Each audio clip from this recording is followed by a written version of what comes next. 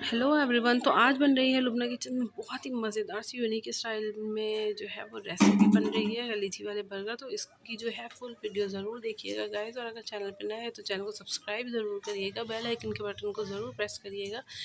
हरी मिर्च, टमाटर, अदरक, लहसुन का हमने पेस्ट बना के और इसके अंदर स्पाइसेस ऐड करेंगे गाइस और इसको अच्छे से भूनेंगे। फिर इसके अंदर कलेजी भी ऐड कर देंगे। तो हमारी कलेजी पहले हम रेडी कर लेंगे, फिर बंस को हम सेकेंगे घी के अंदर। फिर हम उसके अंदर जो है वो रायता लगाएंगे, उसके अंदर मेयोनीज़ लगाएंगे, केचप लगाएंगे और प्याज लगाएंगे, खीरा लगाएंगे, टमाटर लगाएंगे और अच्छी अच्छी अपनी जो है वो मज़ेदार सी स्पाइसी सी कलेजी डालेंगे। तो ये देखें हमारे कलेजी वाले बंस जो हैं वो इस तरह करके रेडी हो जाएंगे। तो इसको ट्राई ज़रूर करिएगा क्योंकि ट्राई करना मस्ट और इतनी ज़बरदस्त ये रेसिपी है गाइस, तो आप लोग को बहुत पसंद आएगी।